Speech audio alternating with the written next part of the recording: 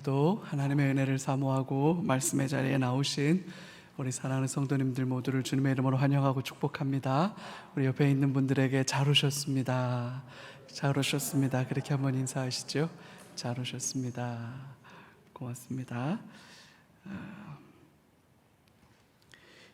이제 우리가 성경 강좌 계속해서 하나님의 말씀을 배워가고 있는데, 우리 마태복음 1장 1절 같이 한번 좀 읽을까요?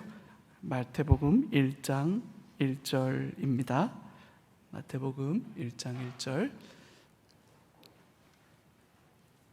우리 한 목소리로 같이 한번 읽을까요? 마태복음 1장 1절. 아브라함과 다윗의 자손 예수 그리스도의 계보라. 아멘. 아브라함도 알고 다윗도 알고, 자손이란 말은 아브라함 때부터 이미 약속되었고, 예수라는 이름도 사실은 흔하죠. 여호수아라고 하는, 예슈아라고 하는 그 말이에요. 그 말이, 그러니까 예슈아라고 하는 히브리어를 헬라어로 발음하면 예수스 이렇게 되니까 예수가 나온 거예요. 다 똑같아요. 그리스도, 이것도 번역어인데 메시아라고 하는 말의 번역어라고 말씀드렸죠. 다 아는 것 같은데 그게 새로운 세계가 열리는 거예요. 새로운 하나님의 일들이 열린 거예요. 그게 마태복음의 시작이죠. 그래서 신약의 세계에 대한 이야기들을 조금 더 우리가 살펴보고, 지난주에 우리가 이 신약 성경이 기록될 때까지 한 400년 정도의 시간을 중간기라고 한다. 그래서 암흑기라고도 하고 침묵기라고도 한다. 그때 페르시아 제국이 일어났고, 그다음에 헬라 제국이 일어났고, 헬라가 갑자기 알렉산더가 일찍 죽으면서 나라가 네 개로 쪼개졌는데, 이스라엘을 사이에 끼고 프톨레미라고 하는 이집트 중심의 나라와 셀루시드라고 하는 시리아 지역을 중심으로 하는 나라가 서로 각축전을 벌이는 와중에 잠깐 독립왕국을 이루었다. 그러다가 주전 63년에 폼페이우스라고 하는 장군에 완전히 멸망당하고 말았다. 그렇게 말씀을 드렸어요. 그래서 그 400년의 시간을 통해서 언어가 통일이 됐다. 헬라어가 공용어가 되어버렸어요. 아람어를 사용하게 되었고, 헬라어를 사용하게 되었고, 로마의 라틴어를 사용하게 되었어요. 공적 언어들은, 법률 언어들은 라틴어였지만 일상생활 언어는 헬라어였었죠. 신약 성경이 기록된, 뿐만 아니라 로마가 지배하면서 도로가 정비되었다. 그래서 세계로 여행이 자유로워졌어요. 팍스 로마나, 로마의 법률과 치안, 그래서 어디로 여행해도 비교적 안전할 수 있는 여행이 가능해졌다라는 걸 배웠고, 헬라의 사상과 헬라의 문화가 확산되면서 기본적인 학문의 틀거리, 사상의 틀거리, 문화의 틀거리가 통일되었다라고 하는 걸 말씀드렸고, 100년 동안의 짧은 독립왕국 시절이었지만 그걸 통해서 이스라엘 사람들 마음에 메시아가 올 거야, 다윗의 후손이 오실 거야, 이새의 뿌리, 남은 자 오실 거야 라고 하는 메시아 대망 사상이 특별하게 자리를 잡았다. 요 정도를 우리가 좀 살펴봤어요. 그러면서 우리가 좀 신약 세계를 좀 이해해 갈 때 몇 가지 좀 더 이해하고 넘어갈 것들을 오늘 좀 다루어 보려고 합니다. 첫 번째는 회당이라고 하는 거예요. 회당. 구약에는 회당을 찾아볼 수가 없어요. 근데 신약으로 넘어와 보면 느닷없이 회당이라고 하는 게 등장을 해요. 성전이죠. 구약은 예루살렘 성전을 중심으로 해서 성전 제사와 성전 예배로만 유지되다가 586년에 바벨론이 쳐들어와서 아예 예루살렘 성전을 다 무너뜨려 버렸고, 예루살렘 성벽까지도 다 깨뜨려 버렸잖아요. 그리고 난 다음에 성전이 무너집니다. 그리고 나서 스룹바벨이 돌아왔을 때 약 한 100여 년 만에 다시 이제 이 성전이 다시 세워지게 되는 거예요. 그래서 스룹바벨 성전이 세워졌지만, 우리 봤잖아요, 에스라 때 솔로몬 성전을 기억하는 사람들은 요 스룹바벨 성전이 너무 초라하고 안타까워서 통곡해요. 그 정도로 솔로몬 성전에 비하면 작고 초라해졌던 거예요. 그나마 이 스룹바벨 성전도 주전 63년경에 폼페이우스라고 하는 로마의 장군이 쳐들어왔을 때 이 성전이 다 무너져 버려요. 뿐만 아니라 페르시아 지역으로 끌려가 살던 사람들, 이제 나라가 망하면 이제 흩어져 살기 시작하죠. 디아스포라라고 그래요. 나라가 망하고 흩어져 살고 있는 사람들. 그래서 이 디아스포라들이 가는 곳에 성전을 지을 수는 없고, 대신 성전을 대체할 수 있는 어떤 우리 이스라엘만의, 유대 민족만의 독특한 우리의 정체성을 지켜갈 수 있는 어떤 커뮤니티 센터, 모임 공간이 있었으면 좋겠다, 이렇게 생각하면서 회당이라고, 시나고그라고 하는데, 이 회당, 우리말로 번역하면 모일 회자에 집당자를 써서 모이는 집, 이렇게 했어요. 시나고그라고 하는 말 자체도 같은 의미예요. 함께 모이는 곳, 이런 의미를 가지고 있거든요. 그래서 이 회당이라고 하는 게 주전 3세기에 이집트에 흩어져 살던 사람들, 대부분은 다 페르시아로 잡혀가잖아요. 바사 제국, 바벨론으로. 그래서 지금의 이란 쪽으로 잡혀가요. 다 이란, 이라크, 뭐 이쪽 지역으로 다 잡혀가서 그쪽으로 대부분 갔는데, 우리 예레미야 때 봐서 알잖아요. 글로 안 붙잡혀가고 꼭 고집 피워서 어디로 간 사람들이 있어요? 애굽으로 간 사람들이 있어요. 그래서 마지막에 이 다윗의 후손들 중에, 왕족들 중에도 일부가 또 집단적으로 정치적 망명을 애굽으로 하기도 하죠. 그래서 애굽으로 피신을 간 사람들도 적지 않았어요. 그러니까 크게 보면 유대 사람들이 저쪽 바벨론, 지금의 이란 지역으로 피난 간 사람들, 포로로 끌려간 사람들, 이 사람들이 메이저리티고, 그 다음에 그 사람들보다는 적지만 그래도 무시할 수 없는 사람들의 숫자가 이집트, 애굽으로 정치적 망명을 하고 그쪽으로 갔어요.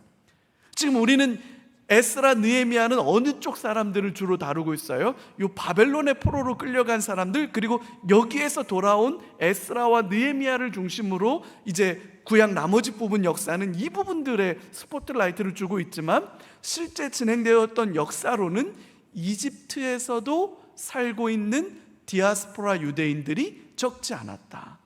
특별히 이집트에 흩어져 살고 있던 디아스포라 유대인들 중에 모임 공간을 만들어서 대체할 수 있는 모임 공간을 만들었는데, 그게 회당의 시초다. 이렇게 시작된 회당이 지난주에도 말씀드렸지만 여기에서 헬라어로 구약 성경이 번역되는 거예요. 70인경이라고 해서. 그러니까 알렉산드리아라고 하는 곳이 지금 이집트에, 우리 김성 교사가 지금 선교하러 가고 싶어하는 곳 중에 하나, 지금 카이로에 있는데 기도하면서 꼭 가고 싶어하는 마지막 종착지가 알렉산드리아 지역이라고 그렇게 이야기를 나눴거든요. 이 알렉산드리아라고 하는 곳은 카르타고, 알렉산드리아, 여기는 지중해에서 굉장히 유명한, 세계에서 가장 큰 도서관을 갖추고 있을 정도로 학문이 탁월한 그런 곳이에요. 우리가 아는 어거스틴, 아우구스투스라고 하는 사람도 여기가 고향이에요. 이 근처가. 그 정도로 이곳에서 모여 살았고, 그곳에서 신약 성경이 번역되었고, 거기에서 시작된 이 회당이라고 하는 모임이 나중에는 이제 예루살렘으로까지 들어와요. 그래서 신약 시대에 가면 예수님 당시에는 유대 지역에만 480개의 회당이 있었다. 그러니까 성전 중심의 신앙생활이라기보다는 회당 중심의 신앙생활로 전환이 돼요. 왜 성전 중심의 신앙생활에서 회당 중심의 신앙생활로 전환이 됐을까? 그거는 나중에 뒤에 사두개인들과 또 사내들인 공의회와 여기를 공부하면서 조금 더 다루도록 그렇게 할게요. 회당이 하는 가장 중요한 일은 뭐냐? 율법을, 그러니까 기록된 율법, 필사된 율법 그 두루마리 성경을 보관하고 율법을 낭독해 주는 거예요. 그러니까 회당마다 이 구약 성경 전체를 가지고 있기가 어려우니까, 그리고 개인이 가질 수 있는 게 아니에요.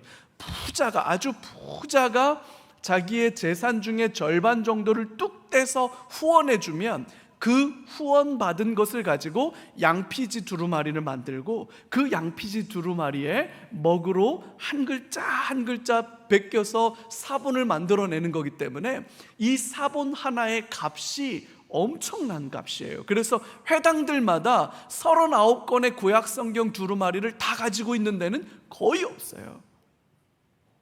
예를 들어서 우리 회당은 이사야 가지고 있어. 니는 뭐 가지고 있니? 우리는 시편 가지고 있는데, 그러면 우리 올해 지나고 나서 내년엔 바꾸자. 그럼 서로 바꿔가지고 읽기도 하고. 그래서 회당이 제일 중요한 게 뭐냐면, 그 구약 성경 사본을 가지고 있다가 이렇게 안식일 날이나 아니면 회당에서 모이는 날에 모이면, 사람들이 모이면 이렇게 서기관들이 아니면 회당장이라고 하는 사람이 탁 일어나서 성경을 쭉 읽는 거예요. 그러면 나머지 사람들은 다 성경을 귀로 듣는 거예요. 듣는 대로 기억하는 거예요. 이걸 구전이라고 하죠. 심청가라고 하는 그 판소리가 그 구전되어서 전해져 오는 거잖아요. 그것처럼 구약 성경의 대다수를, 이때 당시의 성도들은 구약 성경 대다수를 암송하는 거죠. 그래서 묵상하다라고 하는 말에 그 하가라고 하는 단어는 암송하다는 뜻이에요. 작은 소리로 읊조린다. 근데 왜 읊조리냐면, 이 인쇄가 안 돼 있으니까 들었던 것을 까먹지 않으려고 다시 한번 이렇게 여호와는 나의 목자시니 내게 부족함이 없으리로다, 그러면서 자꾸 되뇌어서 암송하게 되는 걸 묵상하다, 하가라고 하는 말이에요. 그래서 성도의 삶에 말씀을 묵상하는 건, 아이고, 제가 지난주에 사역훈련 오리엔테이션 때 암송에 대한 말씀을 드렸더니 잠옷 두려움과 부담감 속에 몇몇 분이 손을 드셨어요. 저는 아닌가 봐요 이러면서. 그래서 제가 아이고 아닌데 두려워하지 마세요. 구약 성도들도 다 했어요. 그래서 우리도 해요.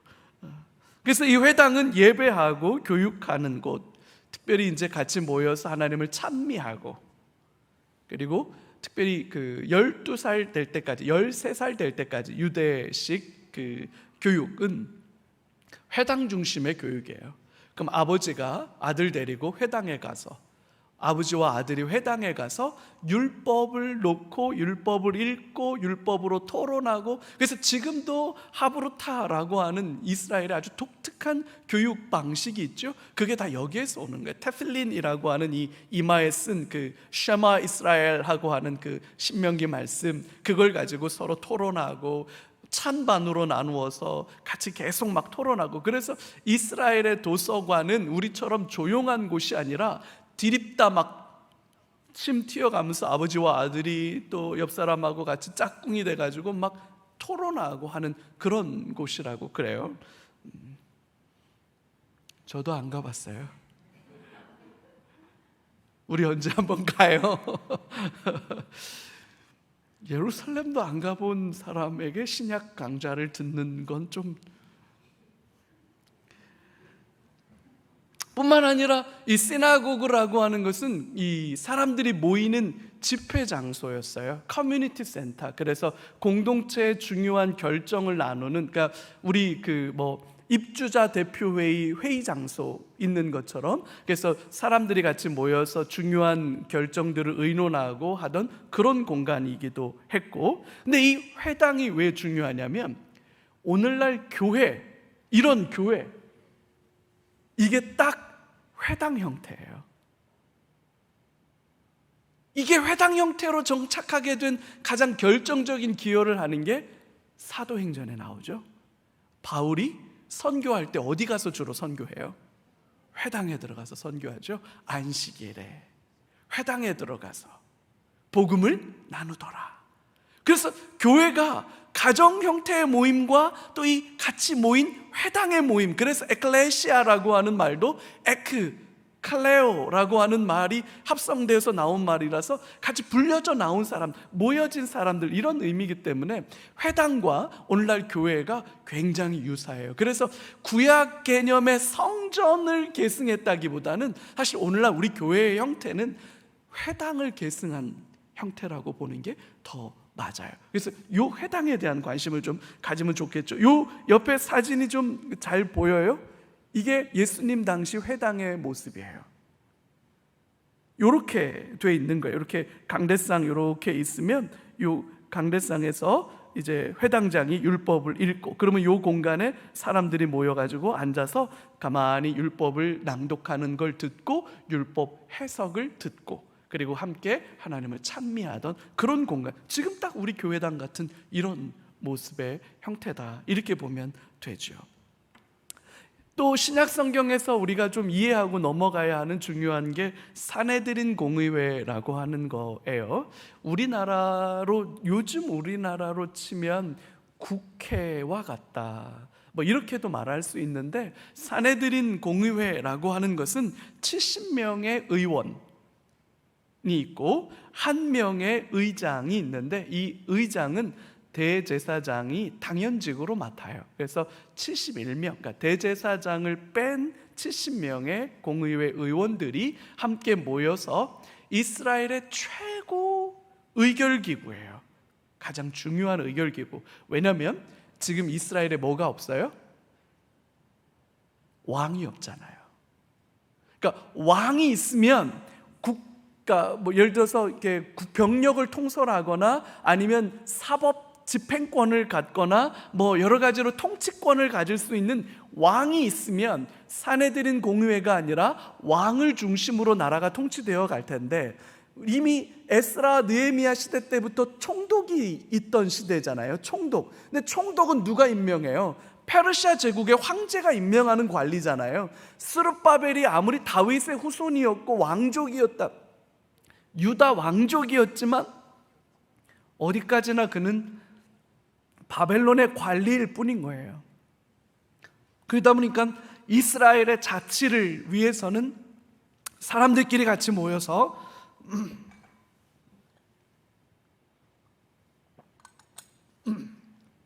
담배를 끊어야겠어요. 죄송합니다. 이제 그 총독이 통치를 하는 거는 마뜩지가 않은 거예요. 왜냐하면 총독이 귀하긴 하지만 그래도 그 제국의 총독이니까. 그러니까 자치권을 부여받고 자치적으로 의결을 하려면 여러 사람들이 모이는데 주로 귀족들이 모이겠죠. 그래서 이 산헤드린의 공의회 의원으로 모여지는 사람들은 이스라엘 사회 안에서 굉장히 중요한 귀족 집단들이에요. 일단 배워야 할 거 아니에요? 배우려면 먹고 살만해야 배우지. 그러니까 옛날에는 이 두 가지가 충족되어야만 뭘 할 수 있는 거예요. 그래서 개천에서 용나는 게 불가능해요. 왜냐하면 가정이 어려우면 생활 현장으로 내몰리고, 그러다 보면 공부를 못하고, 공부를 못해서 배운 게 없으니 뭘 할 수가 없는 그런 악순환이에요. 그래서 이런 산헤드린 공의회라고 하는 이게 만들어지기 시작하면 주로 어떤 사람들이 모이느냐? 일단 기본적으로 집안에 돈이 좀 있어서 아버지가 나 공부시켜주는 게 별 어렵지 않았던 사람들. 그러면 아버지의 권력이 그 아들이 공부한 것으로 승계가 되고, 그 아들은 또 그 권력으로 자기 이득권을 잘 챙긴 다음에 자기 아들에게 또 그걸 물려주고, 이런 식으로 가게 되는 거예요. 그래서 뒤에 가보면 이제 사두개인과 바리새인을 배우게 될 텐데, 이런 메커니즘 속에 바리새인과 사두개인이 갈라지는 거예요. 30세가 되어야만 산헤드린 공의회원 회원이 될 자격을 얻습니다. 예수님이 공생애를 시작한 나이가 몇 살이라고요? 30살이에요. 남자가 입신 양명의 자리로 나아갈 때 유대 사람들은 30이 되어야 관직에 나아갈 수 있다 라고 생각을 했어요. 그래서 예수님은 30세가 될 때까지 기다리신 거예요. 그렇게 해서 주님도 때가 될 때까지 기다린 거예요. 예를 들어서 28살의 예수님의 실력과 30살의 예수님의 실력이 다른가? 아니요. 8살의 예수님의 실력과 30살의 예수님의 실력이 다른가? 그렇게 볼 수 없을 거예요. 왜냐하면 이분은 누구신데요? 하나님이신데요.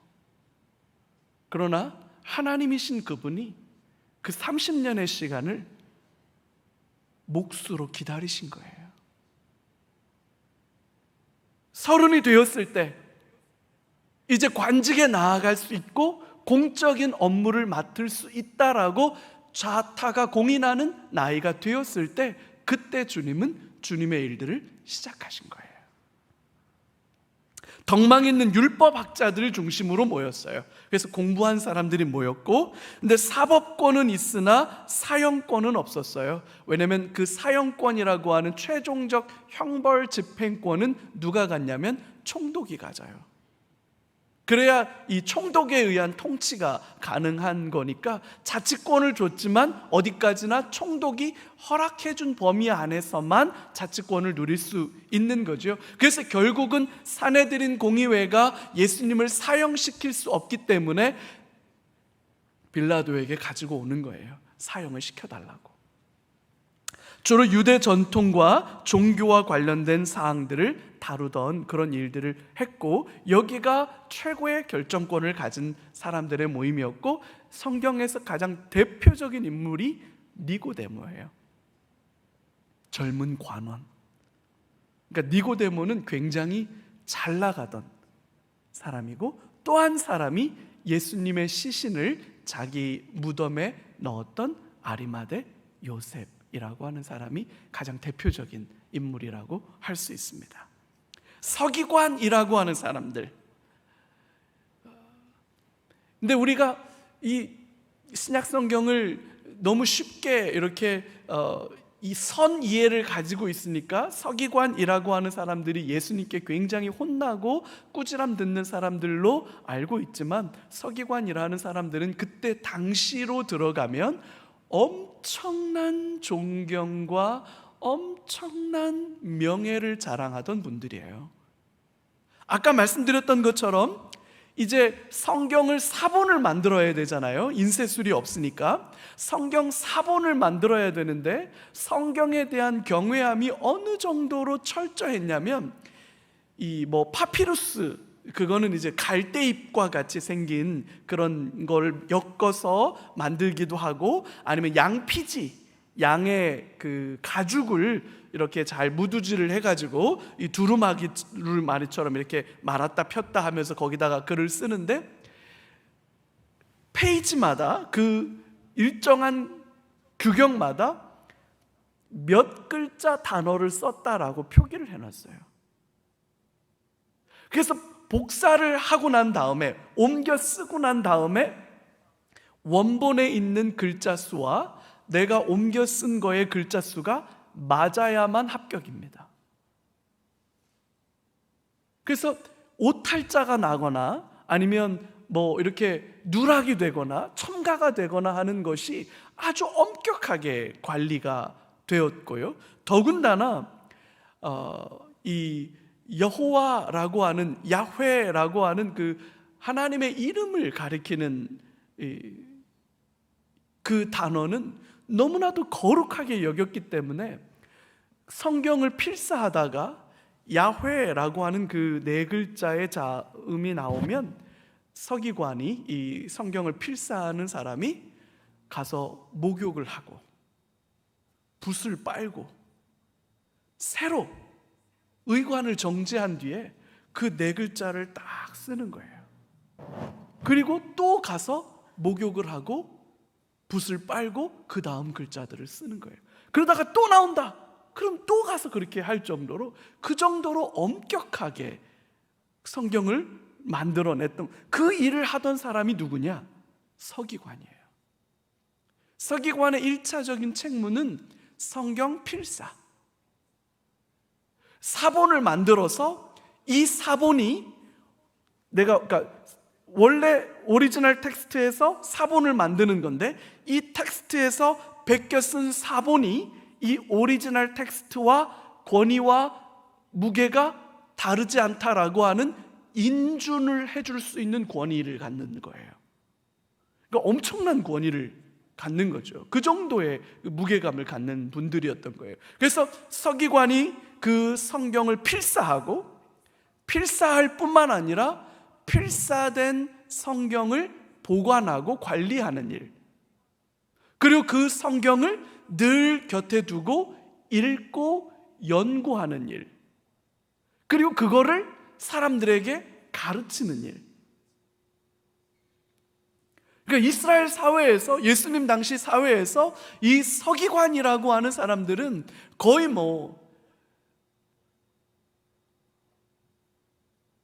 엄청난 존경과 엄청난 사랑을 받는 그런 율법 학자들이고, 개 중에도 더 남보다 더 탁월한 이 성경에 대한 어떤 안목과 이해와 또 설명해낼 수 있는 어떤 실력을 갖춘 분들은 더 특별하게 존경을 받고 사랑을 받았던, 그래서 서기관이라고 하는 이 분들은 아주 존경받는 분들이었는데, 이분들이 가지고 있는 가장 큰 안타까움이 뭐냐면, 제가 방금 설명한 것에 힌트가 나오는데, 이분들은 오리지널 텍스트 원본에서 사본을 베껴내는 거잖아요.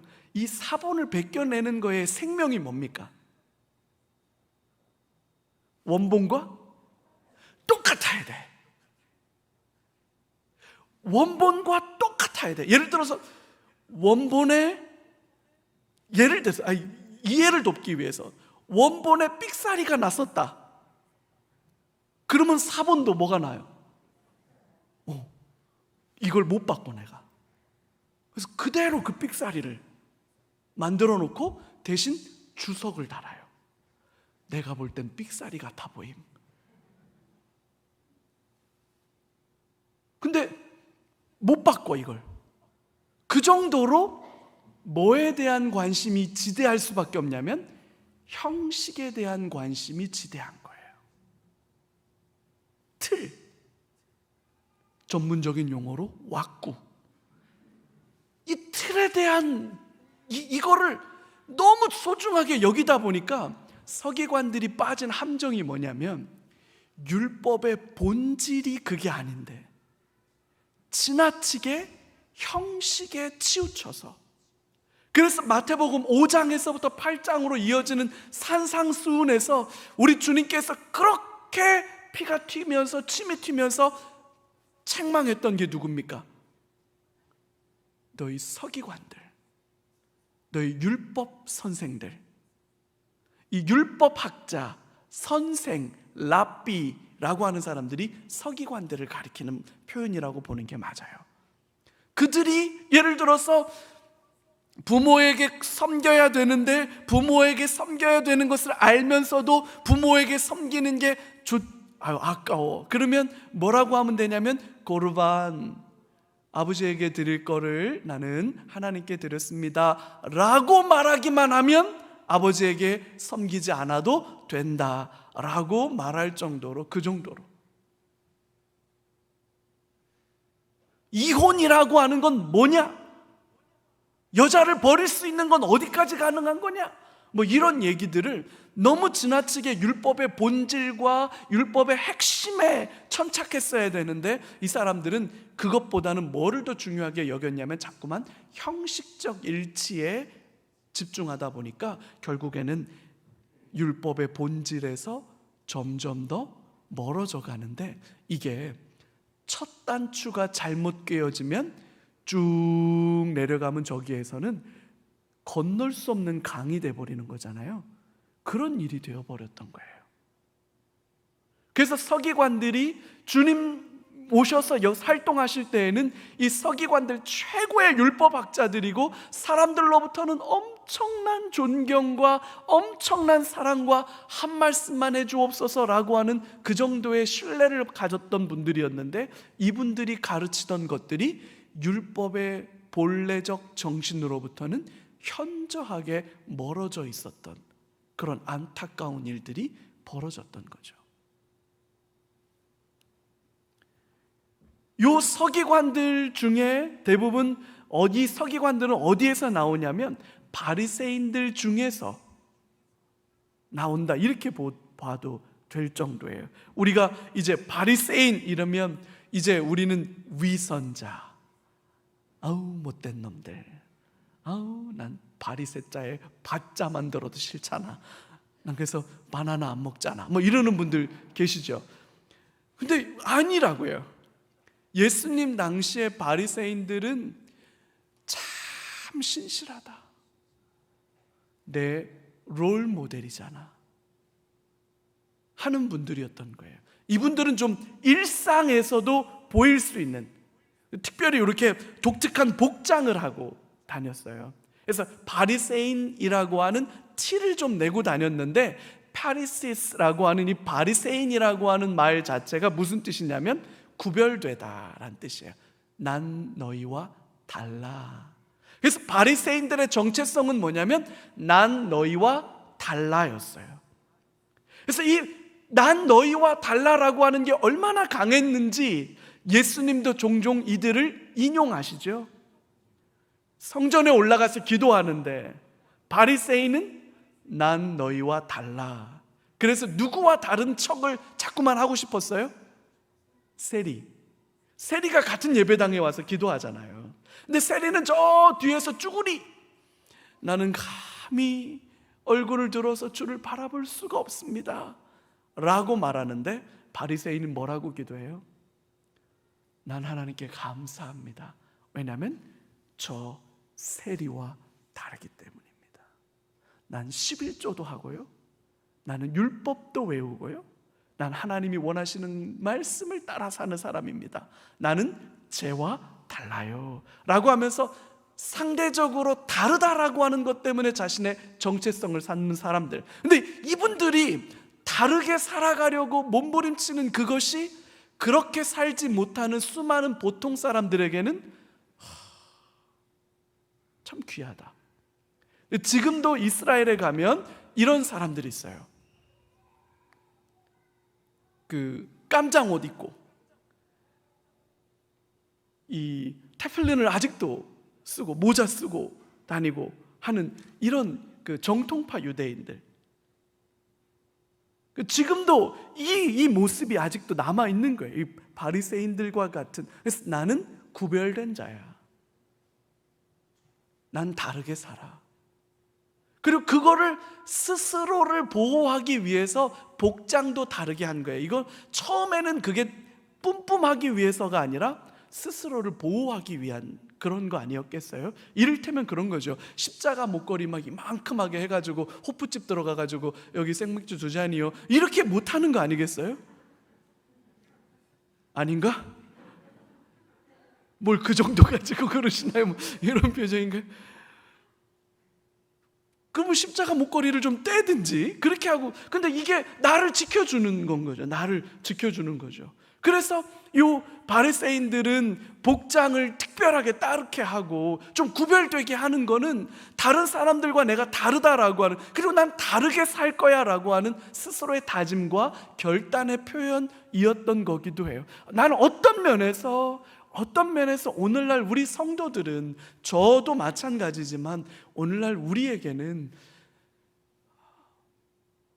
이게 좀 필요하지 않나? 우린 너무 구별이 안 된다. 마치 007 스파이인 것처럼 내가 그리스도인이었다는 사실을 이웃에게 알리지 마라. 그래서 아무도 몰라.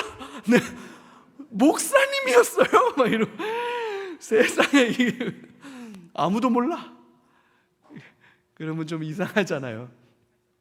바리새인들, 그래서 분리된 자, 구별된 자라는 의미였고, 율법을 연구하고 엄격한 율법을 지키고 살아가는 것을 자신의 자랑으로 생각했는데, 이 사람들이 가지고 있는 독특한 특징 중에 하나가 뭐냐면, 물리력을 통한 형상 변경에는 반대했다, 이렇게 제가 표현해 놨는데, 이게 무슨 말이냐면요, 요 사람들이 굉장히 민족주의자들이에요. 유대 민족주의, 또 유대적 신앙, 구약의 전통, 이것을 강조하는데 이 사람들과 결을 좀 달리하는 사람들이 있어요. 열심당원들. 이 사람들도 이 바리새인들과 비슷한 생각을 가졌지만, 이 사람들은 기본적으로 물리력을 통해서 현상을 변경시켜야겠다라고 하는 생각을 가졌던 사람들이라서 그들과는 좀 다른 그룹이었어요. 그래서 이 바리새인들은 특별히 정부로부터 통제를 받거나 감시를 받거나 그렇게 위험한 사람들로 간주되지는 않았던 사람들이었던 거예요. 기본적으로 예수님의 정체성은 여기에 있었던 것 같아요. 예수님은 로마에 저항하라고 말하지 않았어요. 로마와 대항해서 싸우라고 말하지 않았어요. 현실 정치적 이슈에 대해서 예수님이 따박따박 나는 이렇게 생각한다라고 빌라도와 반대각을 세우며 하나님 나라를 외치지 않았어요. 이거를 오늘날 교회들은 좀 굉장히 잘 기억해야 해요. 교회가 현실 정치에 함몰되면 그건 굉장히 위험해요. 그렇게 가면 안 되는 거라고 전 생각해요. 사람들의 존경과 신뢰의 대상이었어요. 반면에 사두개인들, 아까 말씀드린 것처럼 그 사내들인 공의회를 형성하게 되는 귀족 집단들이었던 것으로 보여요. 그래서 주로 제사장 집안 사람들이 독점했어요. 왜냐하면 제사장 집안 사람들이 이걸 독점할 수밖에 없는 이유가 뭐냐면, 일단 사내들인 의장, 당연직 의장이 누구라고요? 대제사장이죠. 그러면 이 대제사장이 신임 공의회 의원을 추천할 때 막강한 영향력을 행사할 수밖에 없겠죠. 그러다 보면 어느 사람들이 들어와요? 제사장 집안 권력과 유착 관계가 형성되는 사람들이 여기로 들어오게 되겠죠. 그래서 이 사람들은 굉장한 귀족 집단이에요. 그러다 보니까 제사장, 그러니까 성전과 굉장히 결탁이 되는데, 이게 어디에서 확인이 되냐면, 예수님이 예루살렘 성전에 입성했을 때 제일 먼저 예루살렘에 입성하고 난 뒤에 어디로 가요? 성전으로 가시죠. 성전으로 가셔서 뭐 해요? 성전에서 뭘 해요? 돈 바꾸는 거, 비둘기 파는 거, 짐승 바꿔주는 거, 이거 다 뒤집어 엎으시죠. 이게 다 누구의 이권이랑 연결되어 있는 거예요? 이게 제사장들의 이권하고 연결되어 있는 거예요. 엄청난 이권이에요. 그러니까 결국 예수님은 그 전에 가르침을 통해서 서기관들을 책망하셨죠. 율법 선생들은 이렇게 말하였거니와 화 있을진저 외식하는 자들아, 뭐가 더 크냐? 성전이 더 큰 거냐? 성전을 성전되게 하시는 하나님이 큰 거냐? 아주 신랄하게 책망하셨죠. 그래서 대부분의 율법학자들과 바리새인들은 예수님에 대해서 꼬부라졌어요. 이미 꼬부라졌어요. 근데 누구는 아직 방관하고 있었을까요? 이 사내들인 공의회 멤버들은 방관하고 있었어요. 왜? 우리의 이권과는 정면으로 부딪힌 적이 없으니까. 그리고 이 사람들은 바리새인들과 별로 안 친해. 근데 느닷없이 예수님이 성전에 들어와 가지고 돈상 뒤집어 엎고 비둘기하고 양 다 하면서, 누가 만민이 기도하는 집을 강도의 구렬로 만들어 놓으라고 했느냐 라고 말하면서, 이 성전을 헐라, 내가 3일 만에 다시 지으리라 라고 말하니까 결국 누구를 꼬부라지게 만든 거예요? 요 사두개인들, 이 사람들이 이제 꼬부라진 거예요. 그러니까 바리새인들이 꼬부라졌고 서기관들이 꼬부라졌었는데, 서기관들 뿐만 아니라 사두개인들까지 꼬부라지니까 이 둘이 합심해서 예수를 죽이겠다고 결정하는 거예요. 이 사람들은 기본적으로 이 현실 정치 권력과 밀접하게 연관이 돼 있고, 그래서 성전과 결탁이 돼 있고, 경제적으로나 권력이 부족하지 않으니까 굉장히 현실에 만족할까요? 아니면 현실이 싫을까요? 현실이 만족한 사람들이죠. 그러니까 이 땅이 좋은 거예요. 여기가 천국이에요. 뭘 굳이? 그래서 이 사람들은 내세를 믿지 않았어요. 부활을 믿지 않았어요. 여기가 더 좋아요. 천당 밑에 분당, 분당 아래에 영통. 그죠? 우리 사물교회. 그래서 이 사람들은 매우 현실적인 사람들이고, 물리력에 의한 현상 변경은 절대로 선호하지 않았어요. 근데 예수님이 성전에 들어와서 굉장히 과격한 모습 보이죠?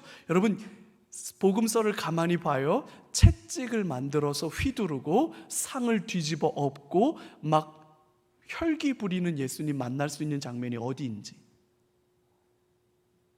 없어요. 근데 요때 예수님이 그렇게 하세요. 그러니까 사두개인들하고 딱 충돌하는 거예요. 열심당원들. 지금 이스라엘은 요 팔레스타인 지역이 기본적으로 로마의 지배 아래에 있다. 그러니까 로마가 지배하고 있으니까, 우리 일제 식민지 시대 때 일본 순사, 애기들도 울던 애기들도, 혹시 어른들 기억나실지 모르겠어요. 저도 그런 얘기 들어봤어요. 너 순사가 와서 잡아가라 한다. 옛날 어른들 그런 얘기 하셨어요. 그죠? 순사가 와서 잡아가는 게 뭔지 애기들이 뭘 알아요? 근데 어른들은 아는 거예요. 나카무라 순사가 오면 그게 호랑이보다도 무섭다는 걸. 그러니까 로마의 지배 아래 있기 때문에 기본적으로 로마의 인두세를 맞췄어요. 세금 문제. 그러니까 우리 주민세 내죠. 저도 얼마 전에 주민세 냈거든요. 대한민국 국민이면 다 주민세 내요. 마찬가지로 로마도 황제에게, 로마의 식민지 안에 있는 모든 사람들은 그 사람들의 숫자만큼 황제에게 세금을 냈어요. 근데 이 세금을 내는 게 마뜩치 않았겠죠. 그래서 예수님에게 와서 묻는 거예요. 황제에게 세금을 내는 게 옳습니까? 그렇습니까?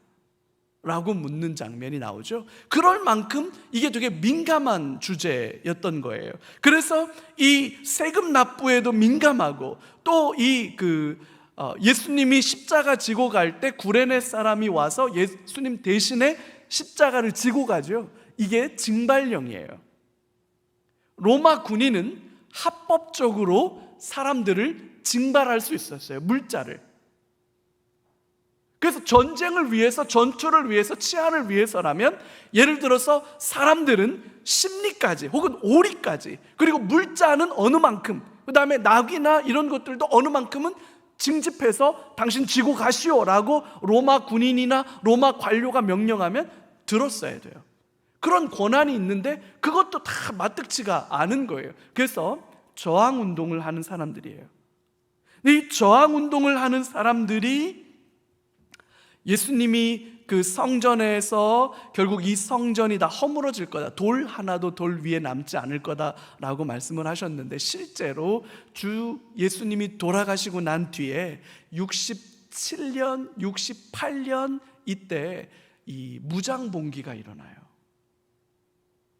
그래서 반란이 일어납니다. 예루살렘을 중심으로. 그래서 이 반란 때문에 이 안티오크 요새가 굉장히 어려워지고, 그래서 로마로부터 중앙군이 내려와요. 티투스라고 하는 장군이 나중에 로마의 황제가 되는 인물입니다. 이 티투스 장군이 내려와서 이 예루살렘을 다 점령해버려요. 그리고 성전을 다 뒤집어 깝니다.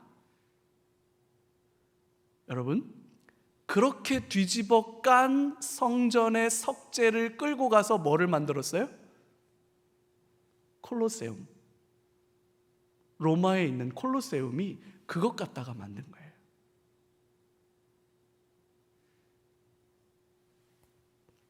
그 정도로 마지막 AD 70년에 마사다 요새에서 결사항전을 하다가 그 안에 있던 모든 사람들이 다 자결했어요. 로마의 군인의 칼에 죽는 것보다 차라리 내 스스로 목숨을 끊겠다. 이래가지고 그 요새에서 항전하던 사람들이 다 결사항전하던 사람들이 다 자결했어요.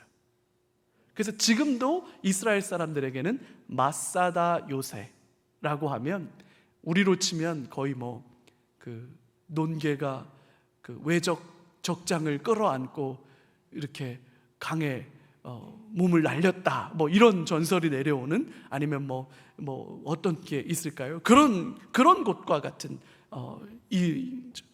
예수님의 제자 중에 셀롯인 시몬, 셀롯이라고 하는 말이 열심당원이라는 뜻이에요. 예수님의 12제자 중에 한 사람입니다. 바나바, 예수님 대신 놓아준 사람, 그 사람도 열심당원이었고, 가롯 유다도 그런 성향의 사람이 아니었을까, 그렇게 보기도 합니다. 예수님 당시에 예수님이 선택한 12제자 중에 한 사람일 정도로 이게 굉장히 보편성을 가지고 있기도 했다라고 하는 거예요. 혹시 여러분 이게 좀 그림이, 지도가 좀 보여요? 이스라엘의 지금 그 지도인데 여기는 지금 지중해고요. 4개 영역으로 크게 나눌 수 있어요. 여기가 이제 우리가 잘 아는 헐몬산이 이렇게 있고, 헐몬산은 만년설이 녹아져 내리는, 그래서 이 만년설이 녹으면 이 헐몬산의 이슬, 이 헐몬산의 만년설이 녹으면서 그 녹은 물이 이렇게 흘러 들어와서 갈릴리 바다가 되는 거예요. 그리고 요 갈릴리 바다로부터 이렇게 요단강이 흘러서 사해가 되는 거예요. 사해는 요 지중해보다 200m가 아래예요. 마이너스 200m. 그래서 요 헐몬산과 요 갈릴리와 요 요단강을 경계로 해서 요 지역, 여기가 갈릴리 지역, 예수님의 초기 삶이 있었던, 나사렛은 여기고요, 가버나움이 여기예요. 요곳을 중심으로 예수님의 초기 생활이 펼쳐지고, 그 다음에 중간 지역, 여기가 사마리아입니다. 사마리아. 수가성이 여기가 이렇게 수가예요. 그 요한복음 4장에서 그 수가성 여인과 대화를 나누던 곳. 그리고 요 사해 옆에 여기가 예루살렘이에요. 예루살렘. 베들레헴은 여기쯤 있고요. 그래서 여기가 유대 지역이에요. 유대. 그래서 사도행전에서도 오직 성령이 너희에게 임하시면 너희가 권능을 받고, 어디? 예루살렘과 유대와 사마리아와 땅끝, 이렇게 가고 있는 거예요. 그래서 그다음 베레아 지역도 조금 복음서 안에서 좀 살펴볼 만한 지역인데, 여기는 그렇게 중요하게 등장하지는 않지만 요 3군데, 갈릴리, 그 다음에 예루살렘. 그래서 예수님의 마태, 마가, 누가복음은 여기에서 출발해서 예수님이 예루살렘으로 올라가는 사역으로 대부분 예수님의 삶을 소개하고 있어요. 요거는 나중에 이제 복음서 할 때 한 번 더 이해할 텐데, 요렇게 돼서 이스라엘의 지형을 좀 머릿속에 넣고 있으면 신약 성경을 가지고 갈 때 조금 더 도움이 될 거라고 생각이 됩니다. 2가지만 더 나누고 오늘 마치려고 하는데요. 하나는 이 마태복음, 마가복음, 누가복음, 요한복음, 이제 복음서를 이제 한 권씩 우리가 공부해 갈 텐데, 공관복음이라고 하는 말을 들어보셨죠? 공관복음.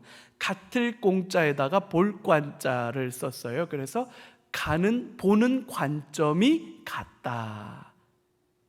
이렇게 해서 공관복음과 요한복음. 근데 여기에서 우리가 이런 질문을 꼭 하게 되죠. 왜 복음서는 4개씩이나 있는 걸까요?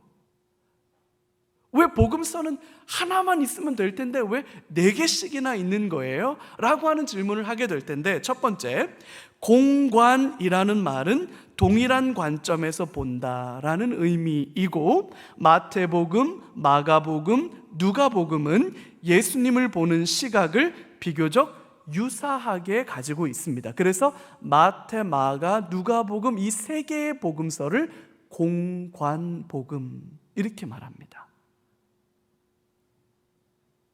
요한복음은 또 달라요. 그래서 요한복음 그리고 마태, 마가, 누가복음을 읽다 보면 서로 얘기가 조금씩 달라요. 예수님의 행적에 대한 묘사도 달라요. 보는 관점이 다르기 때문에 그래요. 요한복음은 매우 독특한 관점에서 예수님을 소개하는데, 자, 그러면 왜 예수님은 한 분인데 그 예수님의 구원 사역을, 예수님의 메시아로서의 사역을, 그리스도로서의 사역을 그리는 내용이 왜 4개씩이나 있어야 하는 겁니까? 라고 말한다면, 첫 번째, 실제를 정확하게 기술하기 위해서는 다양한 관점에서 기록되어야 한다. 어려운 말을 좀 한번 해볼게요. 언어는 말과 개념이 1대1로 매칭해요. 아버지라고 하는 단어는 아버지를 가르치지, 아버지라고 하는 단어가 남편을 가르치지는 않아요. 맞죠? 그래서 언어는 필연적으로 개념과 의미를 1대1로만 매칭하기 때문에 아버지라고만 기술을 해놓으면 아버지라고 하는 것은 드러나지만 뭐가 드러나지 않느냐면 남편이라는 게 드러나지가 않는 거예요. 남편됨을 설명하려면 또 다른 설명이 필요해. 아버지라는 설명과 남편이라는 설명이 필요한 것처럼 예수님을 설명해내려면, 예수님을 잘 설명해내려면 하나의 복음서, 하나의 설명으로는 예수님을 제대로 다 총체적으로 담아내기가 어렵다.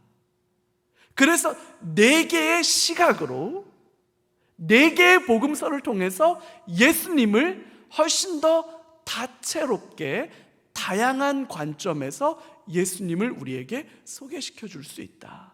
아버지인 예수님, 남편인 예수님, 친구인 예수님, 이런 모습으로 교회 오빠 예수님, 이를테면 그렇게 해서 우리가 다양한 관점에서 예수님을 소개해 줄 수 있다. 그게 복음서가 4개가 있는 가장 중요한 이유다. 그래서 이렇게 말씀을 드릴 수 있어요. 첫 번째는 마태는 누굽니까? 예수님이 선택한 사도죠. 근데 마태의 직업이 뭡니까? 세리죠. 세리였던 사람이에요. 세리였고 예수님이 직접 부른 사도였던 사람이고 유대인이었던 사람이에요.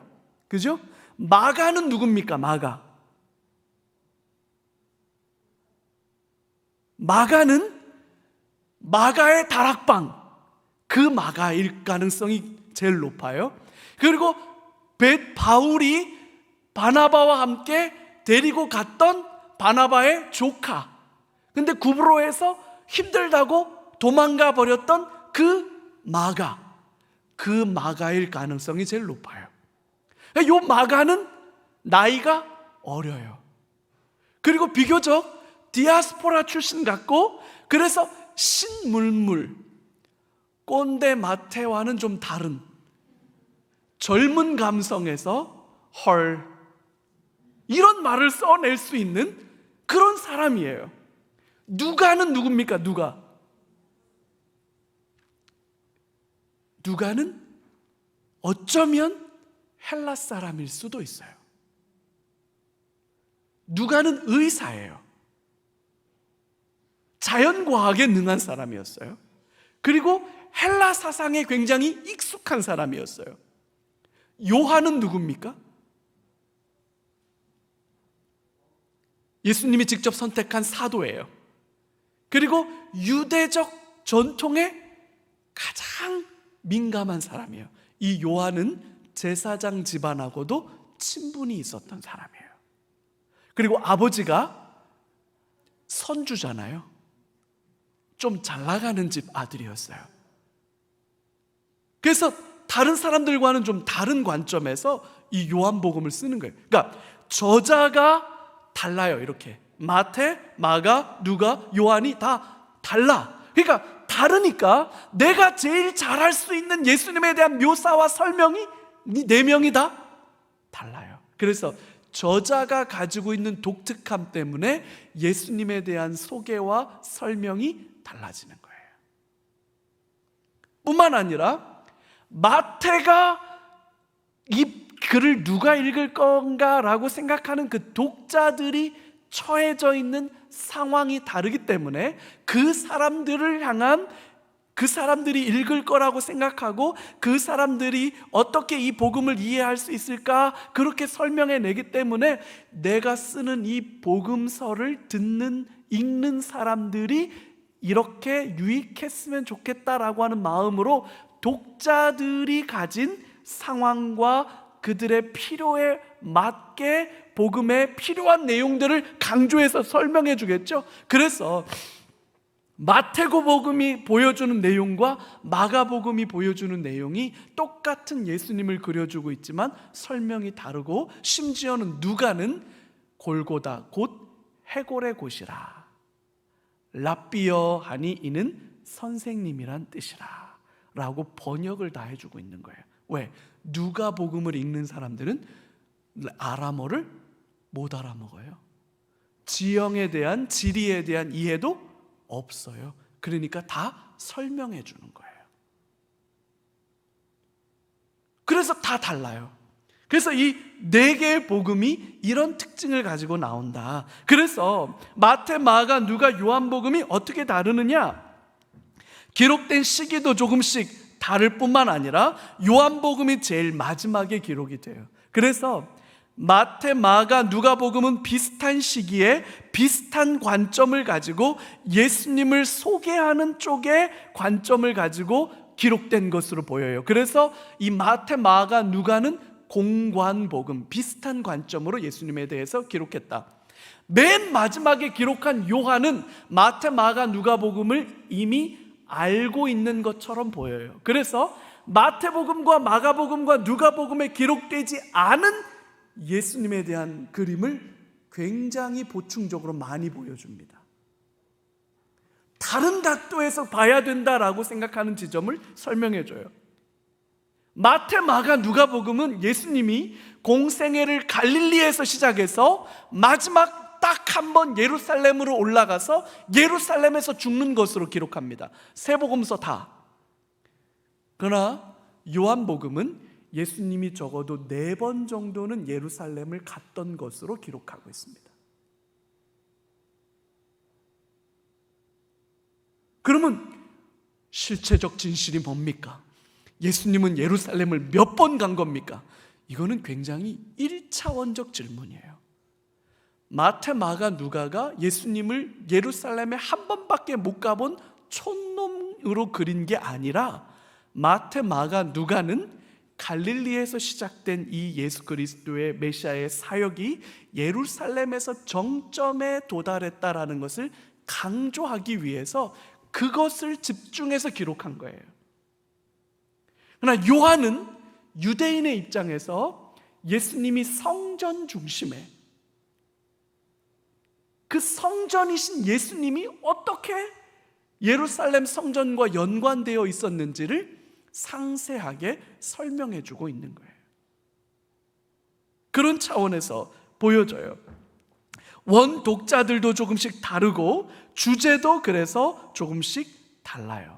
그래서 우리가 마태복음, 이제 내일 다음 주부터 마태, 마가, 누가, 그다음에 누가복음을 하고 난 다음에는 누가복음과 사도행전은 세트로 봐야 되기 때문에 마태복음 보고 그 다음 주에 마가복음 보고 그 다음 주에 누가복음 보고 누가복음 본 다음 주에는 사도행전 볼 거예요. 그래서 누가가 같이 쓴 복음서와 행전을 보고 나서 그 다음에 요한복음 볼까 생각하고 있어요. 아니면 요한복음을 아예 저 뒤로 놔서 사도행전 끝나고 난 다음에 바로 고린도전후서와 로마서를 같이 보고 나서, 그리고 난 다음에 계시록 하기 전에 요한 1, 2, 3서, 그 다음에 요한계시록, 그 다음에 요한복음을 요한으로 그냥 딱 끝낼까? 지금 어떻게 하면 더 우리 성도님들이 신약의 세계를 제대로 이해할 수 있을까 고민하고 있어요. 그래서 일단은 마태, 마가, 누가, 사도행전 이렇게 일단은 가고, 그 다음에 하나님께서 어떻게 마음을 주실지에 따라서